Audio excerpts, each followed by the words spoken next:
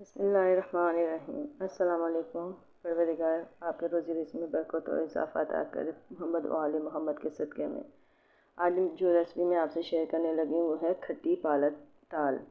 खट्टी पालक दाल बनाने के लिए मैंने यहाँ पे 2 किलो पालक ली है। उसको मैंने अच्छे तरीके से धोकर काट कर और बॉयल कर लिया है। बॉयल करते वक्त मैंने इसमें 6 से 7 हरी मिर्चें जो हैं वो भी शामिल की थी और इनको मैंने ग्राइंड कर लिया। इसी पालक के पानी में ही इसको हमने बॉयल किया था और इसी में ही उसी पानी को खुश्क करके हमने ग्राइंड कर लिया है। ये ग्राइंड की हुई 2 किलो पालक है। साथ में हमने 1 पाव के करीब दाल ली है, चना दाल, और ये चना दाल को मैंने साफ़ करके भिगो के रखा हुआ है। और साथ ही जो मसाला जार जाएंगे उसमें अदरक लहसुन का पेस्ट है, ये प्याज है, 4 से 5 अदद मैंने छोटे दरमियाने प्याज लिए थे, वो मैंने बारीक चॉप करके रखे हुए हैं। स्पाइसेस में सुर्ख लाल मिर्च का पाउडर 1 चम्मच लिया है, हल्दी पाउडर हाफ़ टी स्पून और नमक अपने टेस्ट के मुताबिक मैंने यहाँ पे हाफ़ टी स्पून लिया है। नमक ज़्यादा ना हो जाए इसलिए हम चेक करके दोबारा डाल सकते हैं।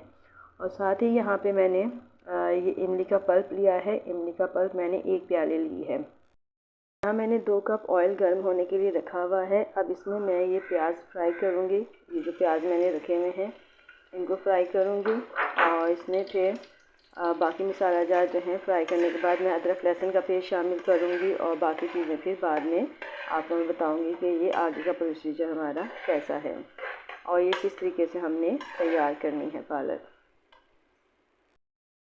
ये देखें जी, प्याज हमारा लाइट गोल्डन ब्राउन हो गया है। अब इस स्टेज पर मैं यहाँ पर नमक मिर्च जो है वो शामिल करूँगी, थोड़ा सा पानी डाल के, ताकि इसका मसाला तैयार हो जाए। ये देखें जी, मसाला हमारा माशाल्लाह से तैयार हो गया है।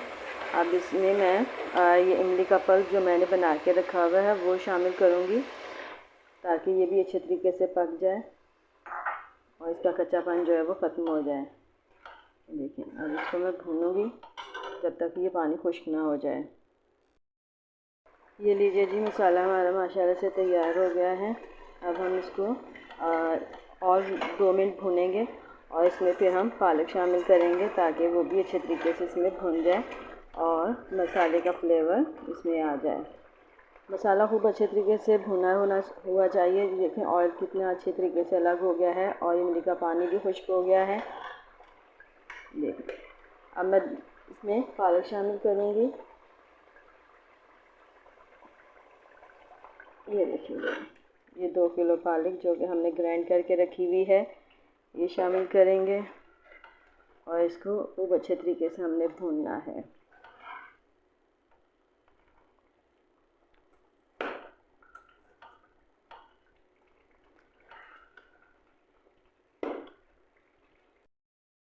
ये देखिए जी, पालक हमारी भुन रही है।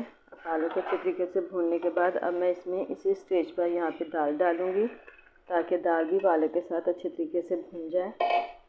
और साथ ही मैं इसमें खुश्क मेथी भी शामिल करूँगी, ताकि खुश्क मेथी का फ्लेवर भी जो है इसमें आ जाए और एक बहुत अच्छा सा अरोमा आता है खुश्क मेथी का, इसमें ज़बरदस्त खुशबू हो जाती है।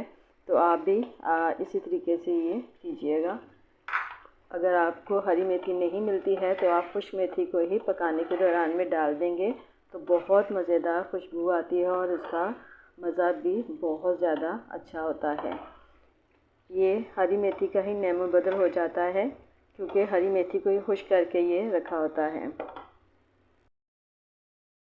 यहाँ मैं दाल और पालक को खूब अच्छे तरीके से भूनने के बाद इसको अब मैं ढक के रख दूँगी, ताकि दाल जो है अच्छे तरीके से गल जाए और साथ ही हम इसको थोड़ी थोड़ी देर के बाद भूनते रहेंगे। ये लीजिए, माशाल्लाह से हमारी हंडिया जो है वो तैयार हो गई है। माशाल्लाह से दाल भी गल चुकी है और ये देखें बहुत खूबसूरत लग रही है। यकीनन आपको मेरी ये रेसिपी पसंद आई होगी। मेरी रेसिपी पसंद आई तो लाइक करें, शेयर करें। अब और आइंदा आने वाली वीडियो तक के लिए अब मुझे इजाज़त दीजिए। खुदा हाफ़िज़।